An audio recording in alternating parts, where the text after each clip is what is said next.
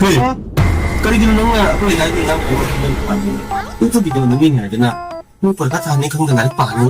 Ang nang kang danang nang video na lang na. Nang sa music sa ha. Usil. Hey, ado mo su nang higo kuma mang have ni. Nang video ko mo tayo handa na. Apa bang san pata bang san o ka bang san nang higo ka ni. Nang matung ba admai tar ko lang. Yung ba. Ay na. Ang mang machine ko late. Nang higo ko na. Pagkakamrapta, video naman kibudi yaw di. Ito ba? Ay yan, ito mga mga tapos. Kasi mo kung balik ito. Amo bole. Ang ngayon siya lang na video na dyan. Halay, nasa kalon eh. Ito, pasya sige. Pensa kata si pasya ito pibiudo na. Sana mo ito sa katang ito pibiudo. Ay ka nagdalang ngayon video na dyan. Nga ito lang, yung story nga ito. Siya na nga na. Umang nga ngayon nga ito. Kaya so paano humang ka nga ito mga video. Ay ito ngayon na. Film ko ba, video ay na yun na. Aduh ya, enggak itu benas, tidak nih, ayo. Kayak mau tunda isu nih, parah tunda. Besar kita mau terlalu masuk binin. Itu nih, aduh kok, enggak itu mang itu pakai apa? Ayo sih tahu kok. Enggak sudah nang coklat malu umum, dia ada video namanya apa nih? Nang itu sih nang sental sih tali nih, hah? Tunggu nih, aduh mana nang sih nang sih ada video kan nama kan kok?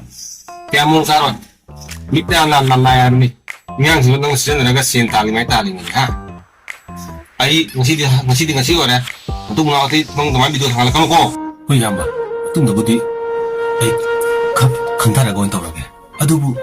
Nak nyam na hai di lat ni. Ai ke channel si video untuk kat pada. View cham sani ka jaga ka phanga ga. Asin na ibu kali busat ni. Monetize pa oidri. Kari.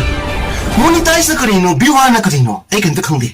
Nang ni nang bu ya na pa lak ta leu se. Wah lang na. Ayun na na ito po. Nakakaya po kayo na maasi po. Mayam ngasi video si nga kari khang fawi. Ngasi video si di YouTube naw nga tawjare ba sinaw kwai pana mak dedi ga tawjaram ge. Di makoy da si ngasi video si makoy da palam habo ilete makoy da tho mo habo ilete.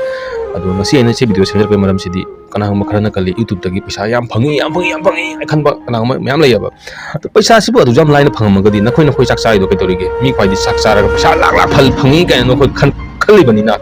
Aduna ꯑꯩꯈꯣꯏꯅ ꯑꯩꯈꯣꯏꯁꯨ ꯆꯥꯛ ꯆꯥꯕꯗꯣ video ꯑꯣꯏꯅ ꯁꯦꯝꯗꯣꯛ ꯀꯔꯤ ꯀꯥꯏꯒꯦ ꯇꯧꯕꯇꯕꯨ ꯌꯨꯇꯨꯕꯇꯒꯤ ꯄꯩꯁꯥꯗꯨ ꯌꯥꯝ ꯂꯥꯏꯅ ꯐꯪꯕ ꯑꯣꯏꯔꯝꯃꯒꯗꯤ ꯈ꯭ꯋꯥꯏ ꯄꯨꯝꯅꯃꯛꯁꯦ ꯑꯋꯥꯕ ꯑꯝꯇ ꯂꯩꯔꯝꯃꯔꯣꯏꯕ ꯑꯗꯨꯅ ꯑꯩꯅ ꯉꯁꯤ ꯍꯥꯏꯅꯤꯡꯉꯤꯕꯁꯦ ꯀꯅꯥꯒꯨꯝꯕ ꯑꯈꯪ ꯑꯍꯩ ꯄꯨꯝꯅꯃꯛꯅ ꯀꯃꯦꯟꯇ ꯇꯧꯕꯤꯔꯝꯃꯨ ꯌꯨꯇꯨꯕꯇꯒꯤ ꯄꯩꯁꯥꯁꯤꯁꯨ ꯌꯥꯝ ꯂꯥꯏꯅ ꯐꯪꯕ꯭ꯔꯥ ꯐꯪꯗꯕ꯭ꯔꯥ ꯍꯥꯏꯅ ꯑꯗꯨꯒꯤꯗꯃꯛꯇ ꯁꯦꯝꯖ ꯚꯤꯗꯤꯑꯣꯅꯤ ꯑꯗꯨꯒ ꯆꯦꯅꯦꯜ ꯑꯁꯤꯗ ꯅꯧꯅ ꯌꯦꯡꯕꯤꯔꯤꯕ ꯏꯆꯤꯟ ꯏꯅꯥꯎ ꯈ꯭ꯋꯥꯏ ꯄꯨꯝꯅꯃꯛꯅ ꯅꯨꯡꯁꯤꯕꯤꯗꯨꯅ ꯁꯕꯁꯀ꯭ꯔꯥꯏꯕ ꯇꯧꯕꯤꯔꯝꯃꯨ ꯁꯄꯣꯔꯠ ꯇꯧꯕꯤꯔꯝꯃꯨ ꯑꯗꯨꯒ ꯕꯦꯜ ꯑꯥꯏꯀꯟꯗꯨ ꯌꯩꯕꯤꯔꯝꯃꯨ ꯚꯤꯗꯤꯑꯣꯁꯤꯕꯨ ꯌꯥꯔꯒꯗꯤ ꯁꯤꯌꯥꯔ ꯈꯇꯪ ꯇꯧꯕꯤꯔꯝꯃꯨ ꯄꯨꯝꯅꯃꯛꯁꯦ ꯒ꯭ꯌꯥꯟ ꯇꯥꯅꯕꯒꯤꯗꯃꯛꯇꯀꯣ ꯃꯁꯤ ꯃꯇꯥꯡ ꯑꯁꯤ ꯂꯣꯏꯁꯤꯟꯖꯔꯒꯦ ꯃꯊꯪ ꯅꯨꯡꯉꯥꯏꯕ ꯚꯤꯗꯤꯑꯣ ꯑꯃꯗ ꯊꯦꯡꯅꯔꯁꯦ